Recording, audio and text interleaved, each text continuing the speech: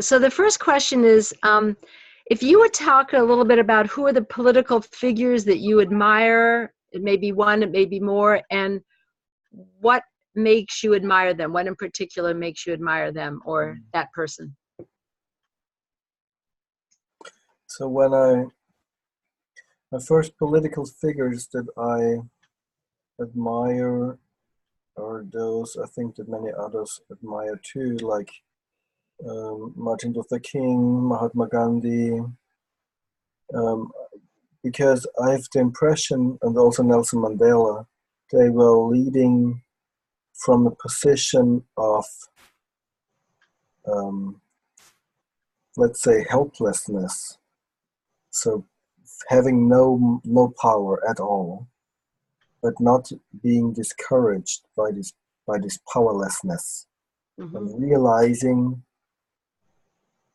that the power we are normally talking about is just one aspect, and that even in oppressive systems, um, even these oppressive systems somehow need the public to support them.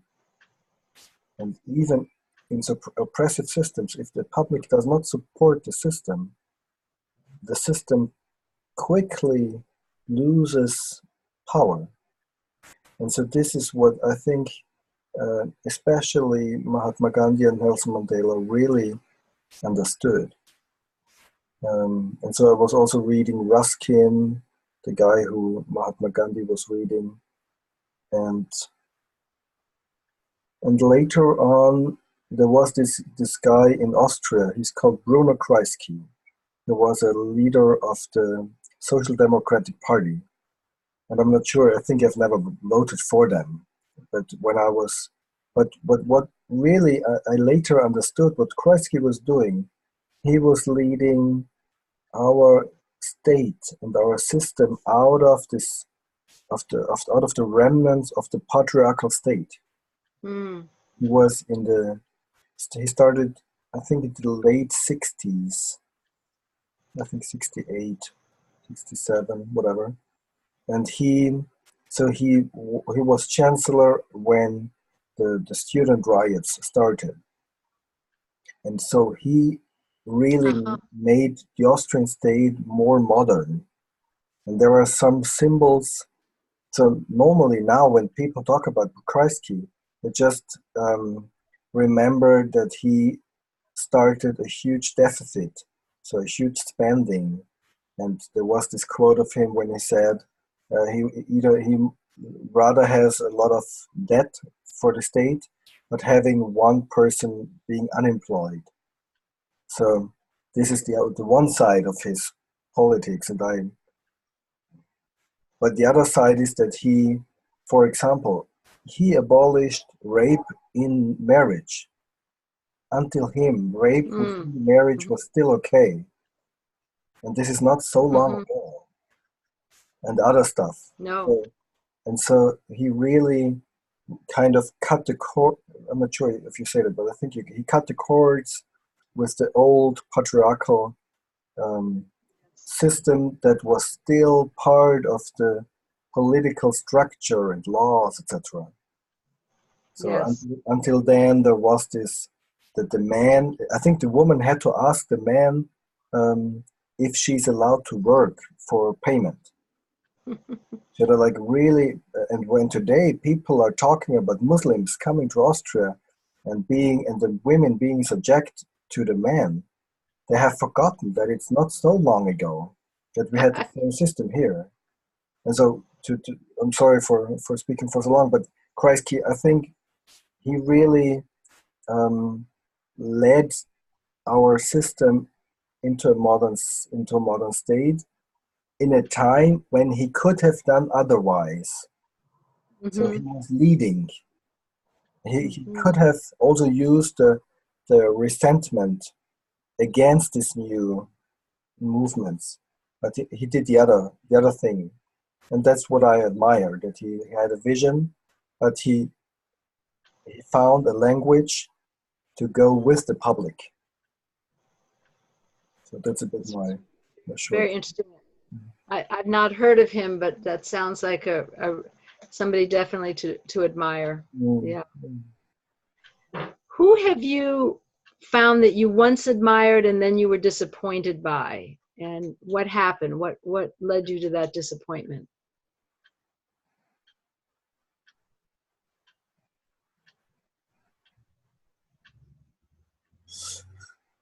Yeah, there were two things. Um,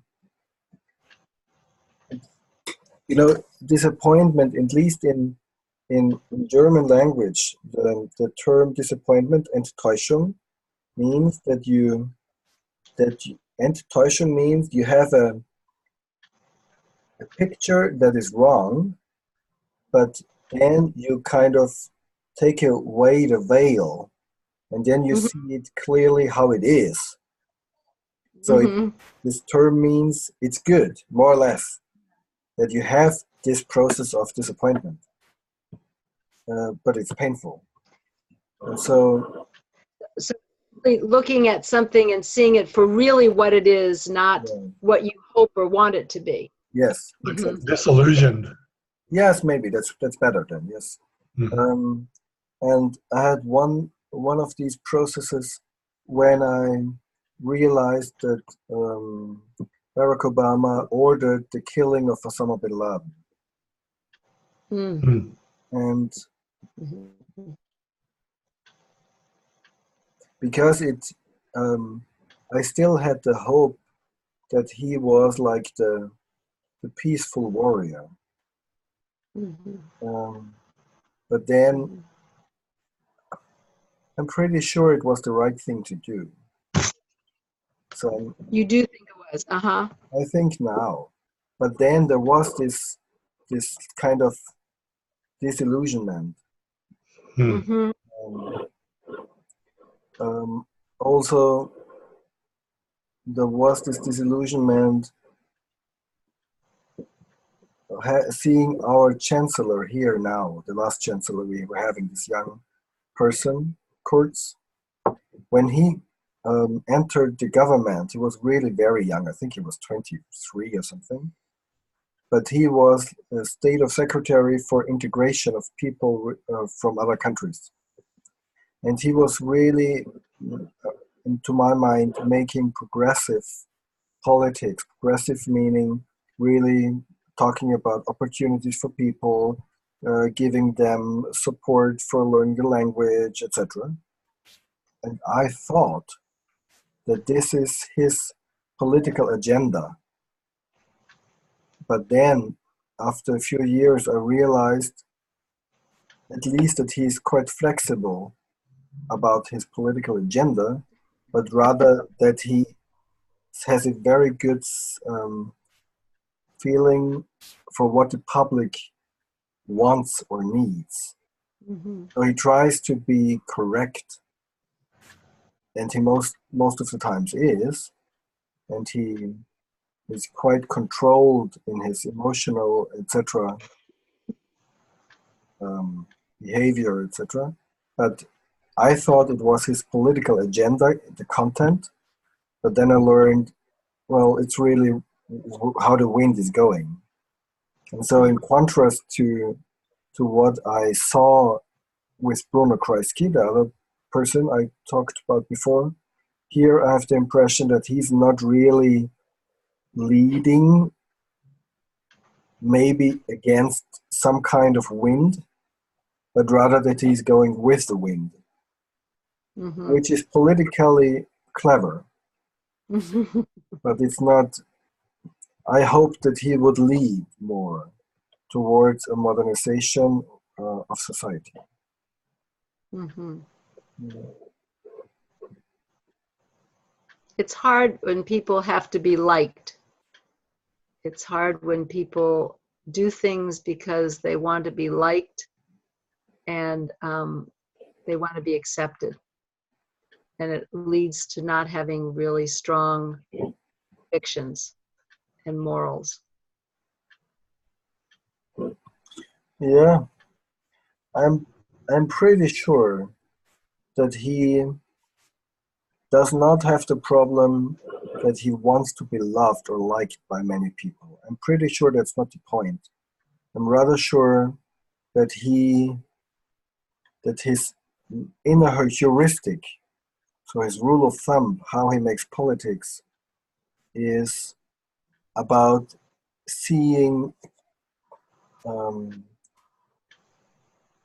like when you're going for a car race, what's the optimal line to go? I see.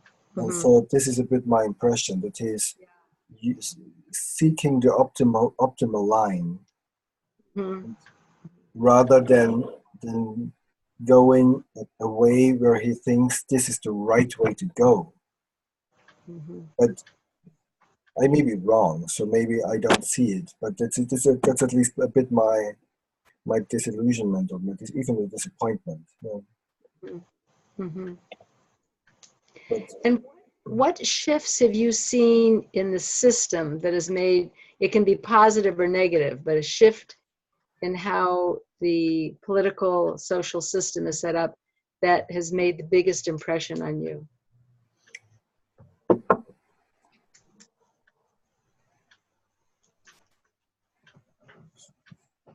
so of course 9/11 was also quite relevant for Austria, for Europe, and the political climate. I don't think that we had this anti-Muslim atmosphere before, and also this whole atmosphere of this is a world that is insecure. This is the what? I missed that last part. This is a world that is insecure. Sure. Yes. So it's not safe to be here. And what I've seen, we have a problem, a bit of a problem, maybe in comparison with other countries, but we have a bit of a problem with burglars that are entering houses and stealing stuff. But the people are very afraid of that.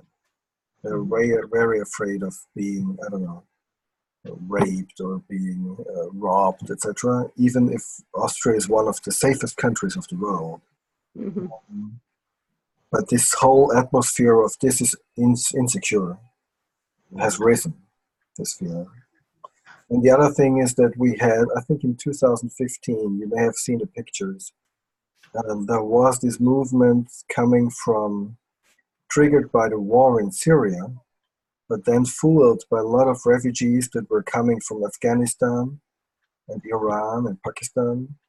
So there were many, many people going by foot, coming from Turkey, Greece, up through Croatia, Serbia, Slovenia, and then entering Austria. And there were so many people that the Austrian state was really in a state of helplessness. So they didn't know what to do. And so people entered the state without being controlled, without showing passports or to take fingerprints taken or whatever. We're just here, and it was a bit of a trauma for the Austrian society, because not because of the many people coming here, most of them went through and went to Germany. And I think there were only 100,000 really stayed, which is not that much, I think. But it's really the state of helplessness, of powerlessness, and this moral dilemma that it's clear on the one hand, well, you just cannot shoot the people. You cannot stand there and threaten them, because they know that you will not shoot, and they would press against some kind of whatever fences, etc. But on the other hand, well, that's just not okay if they're just entering. And this, I think this has led to a lot of also some kind of disillusionment about this cloud of we are the nice guys in Austria. So we realized we need some other answer to this new dynamic here. So it's a kind of irritation, and it's clear that the old answers no longer work. Yeah. Yeah. What have you seen in yourself as a political person? What have you seen in yourself, either things that you did do or things that you didn't do that you thought you should and that you regret? What would you, if you had to do over again, do differently?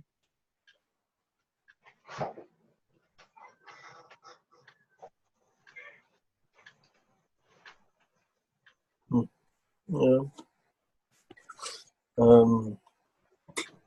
Looking back, I'm not sure how you call it if you are this, like a spokesperson for a class in school. How do you call them? A spokesperson for a class? Do you have elections within a class of, I don't know, 15-year-olds? Of the class or something, you become the president of the class? Yeah, something like this. So you have this, like the president of the class and the president of the school. And these, there is a system here in Austria for pupils for, no, even 10 years and older. And already party politics are influencing these pupils. And there are like special seminars and special trainings for the different parties. And I think when I was 15 or 16, I entered this cloud. It's like a, and there was a time then, in looking back, when I decided not to be part of the politicians, but rather to be part of those consulting, facilitating, training, and not being a politician myself. And even later here, for example, in Graz, there was a time when I thought, well, why aren't they not asking me to take part, to become part of a member of the local city government or something, or the local city, whatever. And so this is there's one voice in me that says, you're always a bystander. And I think as a bystander, I'm quite influential, more or less, in different areas. But there is this voice in me that says, are you doing your duty? Or is this the best you can do? Or is there maybe more where you say, it would be my duty or a better use of your whatever potential to enter the arena and to make yourself vulnerable and to do things and not just to stand outside and be clever from outside. So it's not really a regret, it's rather an open question still. Right. Can you talk a little bit about what you contributed to the social movement, the social movements you've been part of, and what you feel somewhat proud or really proud of that you've contributed?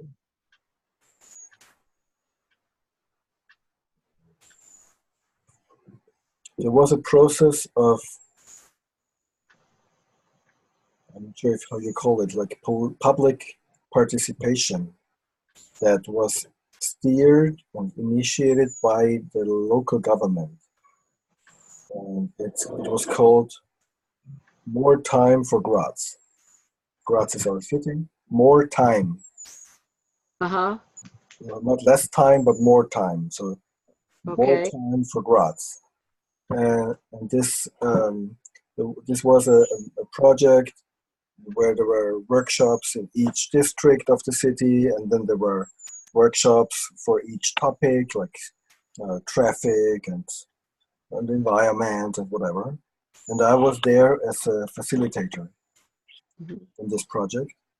And already during the project, there were people there, and some of them had a history of being active. So they are also, at the moment, they are like beyond 70. So they were like beyond 60 then, already veterans of public activism. And I was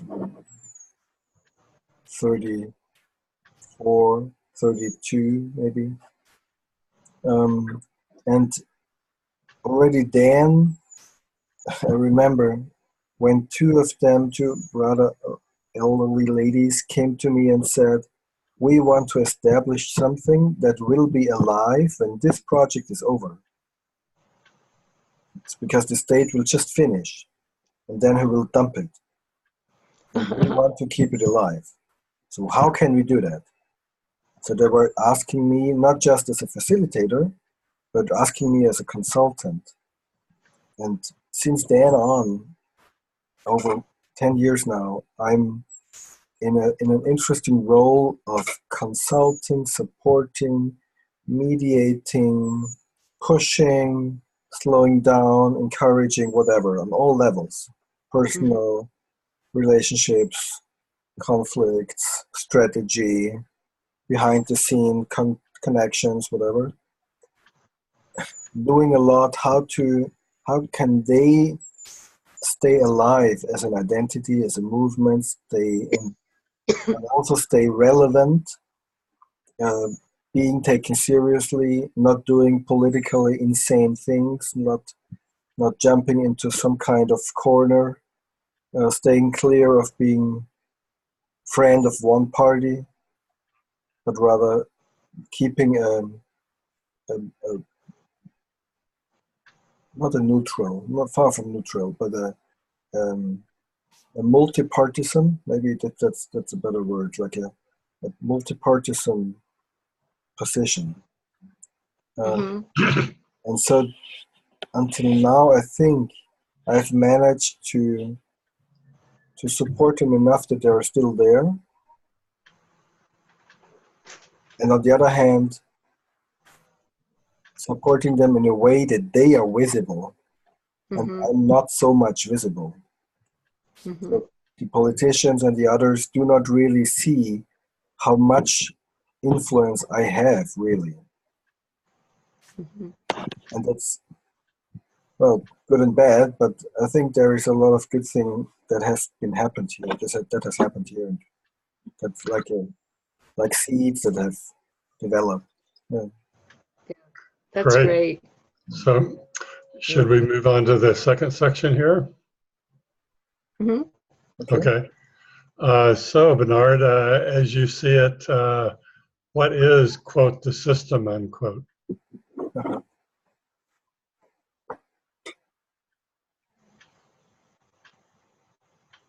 Well, I've read so much systemic literature now. I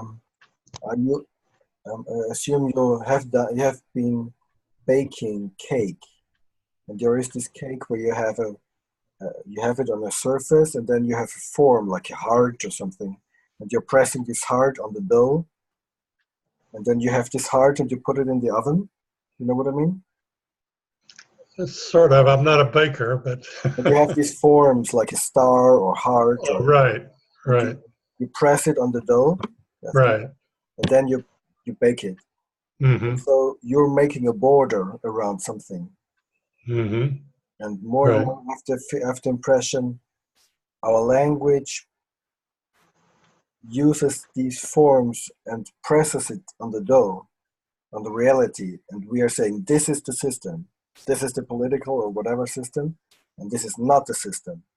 So we're making distinctions. And more, well, of course, party politics and economics and laws and whatever is part of the system.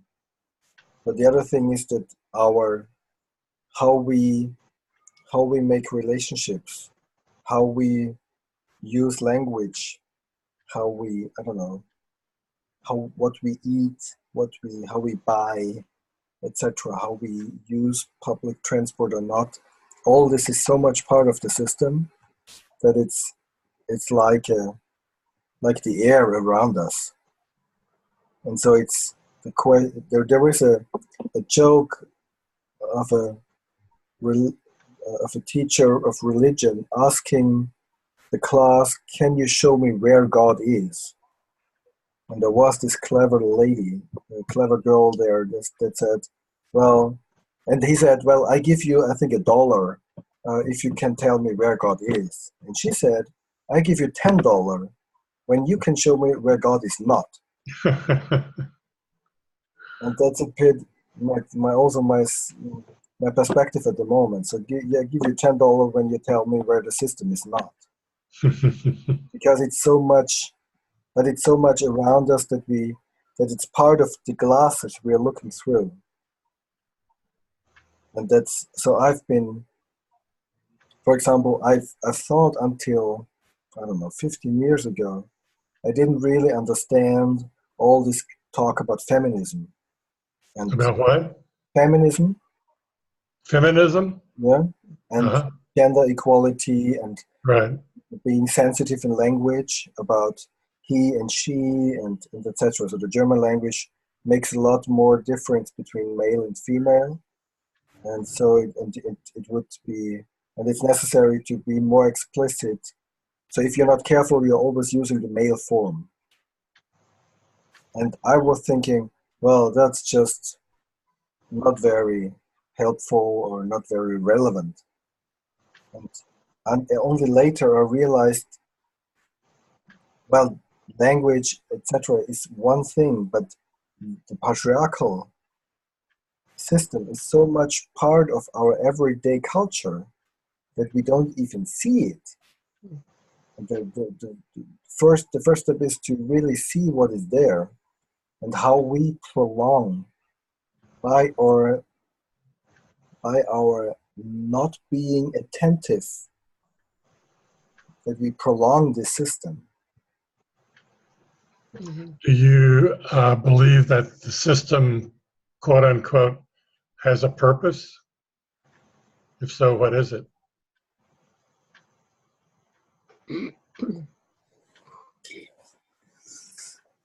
Has a purpose.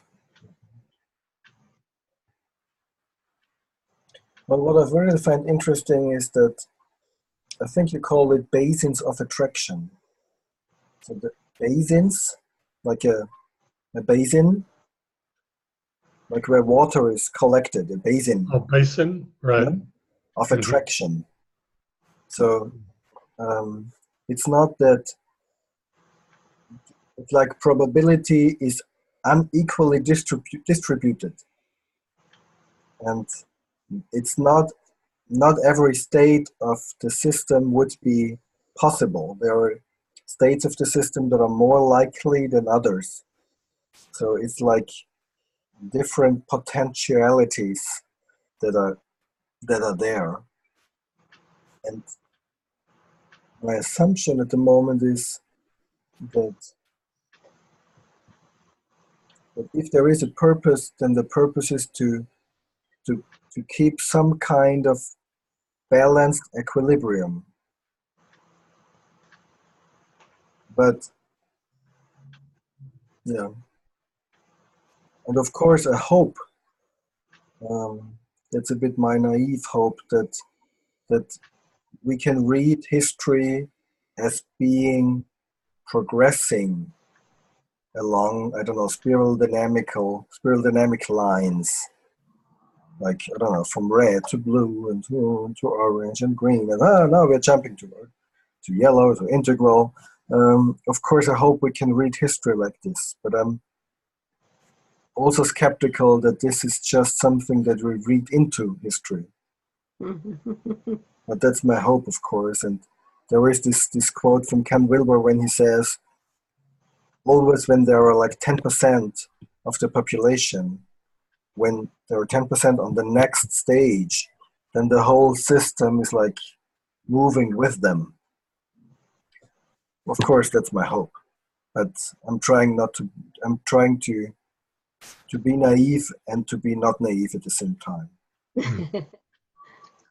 So how would you like to see us transform the system?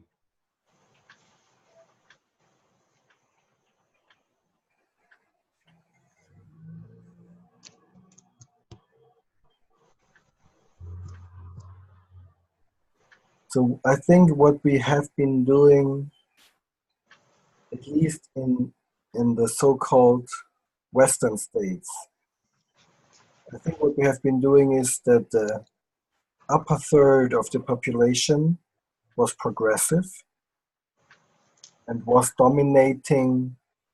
And I'm not sure if progressive has the same meaning as you were using the term before, Pan. I'm not sure. Mm-hmm. Like progressive in the sense of integrating higher values like diversity and gender equality and LGBT, etc. And I think that the next turn is not going beyond that, but is rather like integrating the other 2/3 that have not come along. So I think that's the next movement. Not that we are going even further and like making the whole world a vegan space. It's rather like bringing people along and learning to find a language that is not, and some kind of community that is not us as being, I don't know, better in the head, and them that should behave or that should become like us. That's a bit my question, how we can do that. I think that this would be the next transformation. But I've not a good word for it, but it's, I mean, we have been talking about developmental countries establishing something of a civil society or something of a middle class. And I think the term middle class was more or less used as having a rather bourgeois frame of the world and having, I don't know, at least one car and a family and the kids going to school regularly, and having a garden and a dog. And so I think there is this picture of bringing a society to this middle class state level. And my question now is, how can we bring this middle class to a state where they feel not threatened, and they are now hopefully not threatened, and at the same time integrating them into some kind of high competition society that is in transformation due to digitization. So that's my big question. I have no clear answer. And why do you think we should transform the system?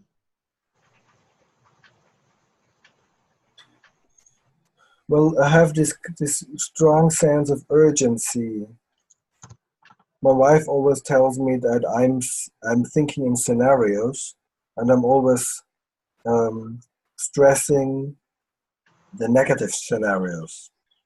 So I'm always afraid what could happen.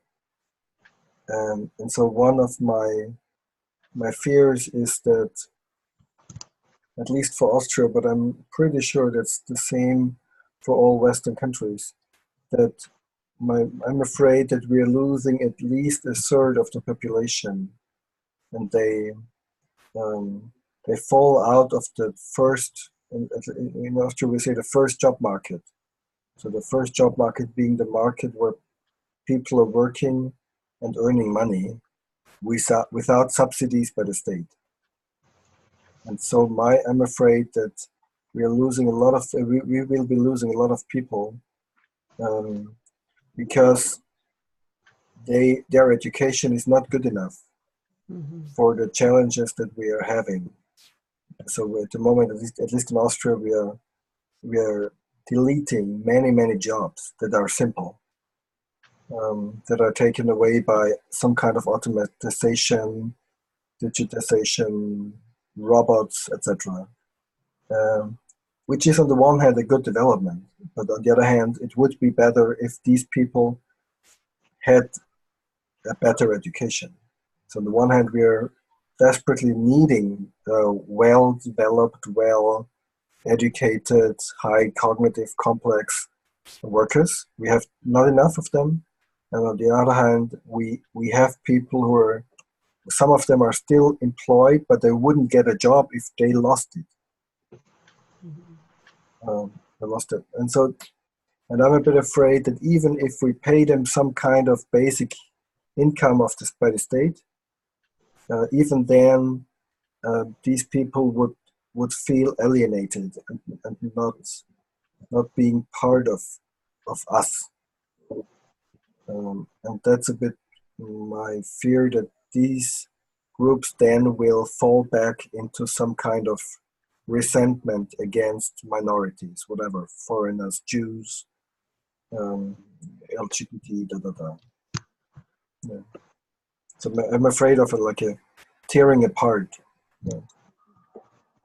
So, and what are you doing to help transform the system? It's horrible to hear my own questions, and they're so painful.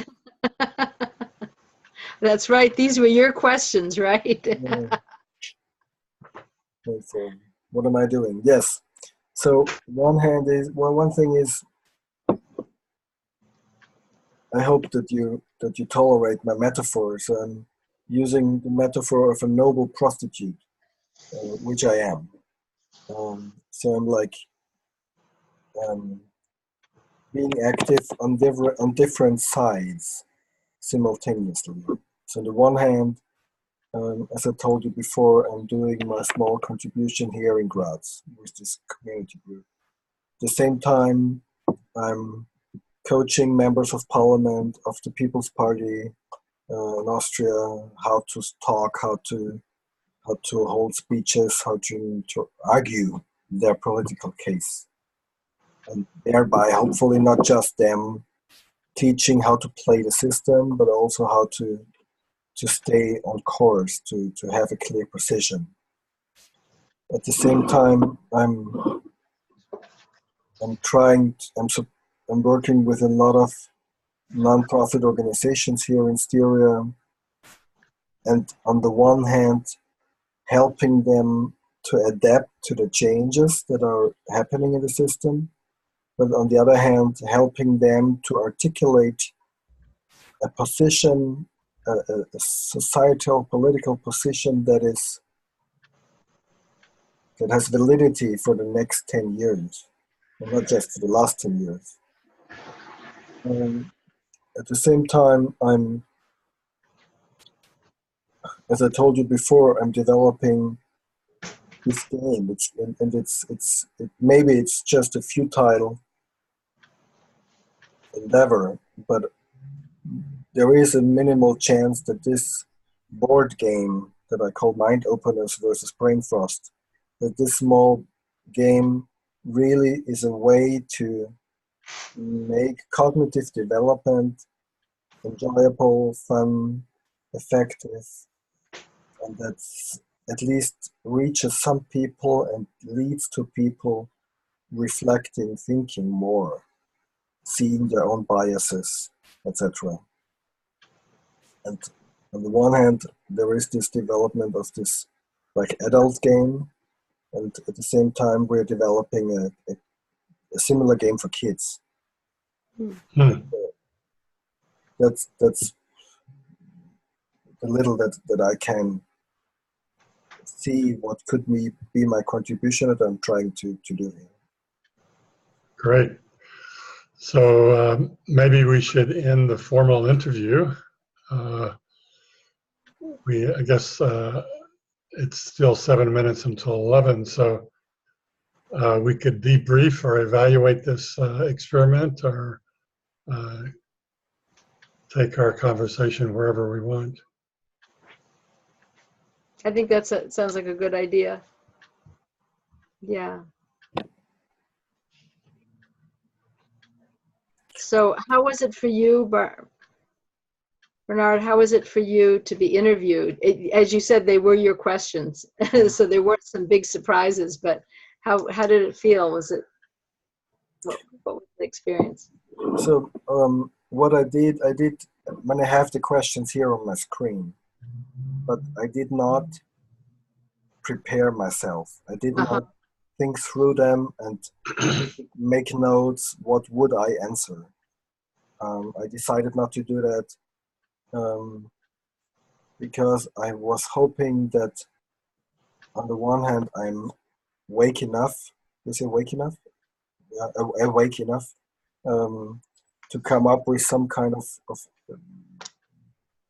valid answers spontaneously. And I tried, and I was afraid that I was afraid that being prepared could lead to some feeling of not being authentic.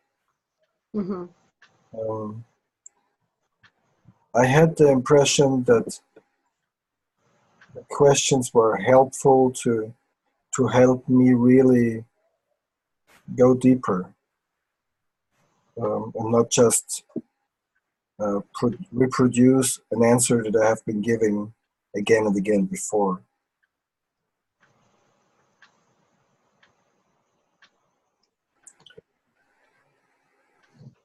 But of course, I'm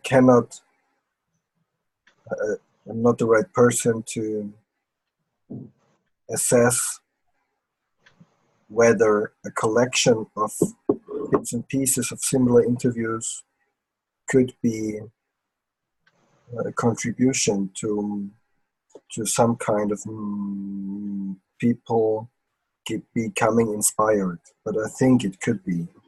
But Mm-hmm. I think it's clear that there is work to be done with these interviews. So maybe there could be like a long version but even for the long version, you would need to cut out stuff. But on the other hand, it could be that, for example, let's say, what would you say is the system? Then there are 10 people and you see again and again, like 15 seconds, 10 seconds, 4 seconds of different persons. So I think this could really be entertaining and interesting.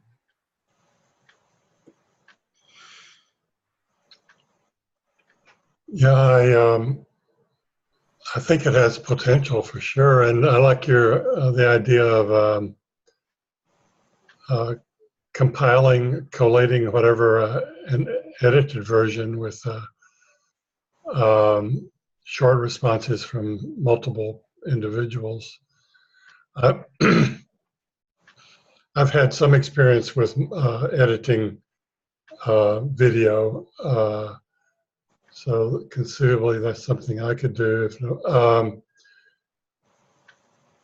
will you be able to share this your recording, or will we be able to access it directly?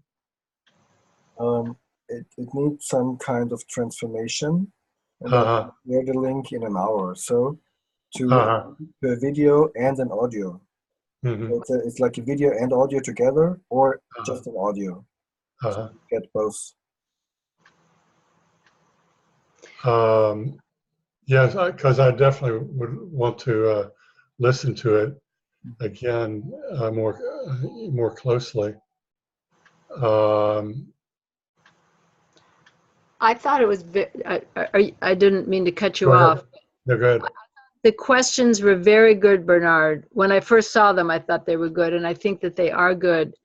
And by the way, your English is wonderful. I mean, I keep thinking if I had to speak in Spanish what you're speaking in English, it would be a struggle. And I never doubt your abilities in English. It's very good. But one of the things that strikes me is that I think a lot of us are involved in political work. We come to it for different reasons. We don't think about it too much. We just do it.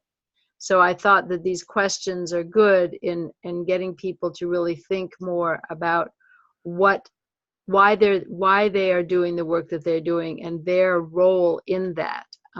So I like that. In fact, that's one of the things that I see in the work that I'm doing with people is it's going to start to come more to what our differences are. Fighting against somebody is one thing, against the government is one thing. Fighting for something is something else. And often I think we shy away from that as a movement because we are afraid that our differences will come out, that I, who think only socialism will do it, will run up against somebody who thinks if only Hillary Clinton had been elected, we wouldn't be doing this whole thing at all. So we have very different viewpoints, and we shy away from that. So I think getting clear on where each person is a very helpful task. So I just wanted to say I thought the questions were good. I think the process is good. I don't know exactly what will be done with them, but I think it's a good practice. So do we want to try and set a time for another conversation? Okay, stop the recording now, okay? Yeah.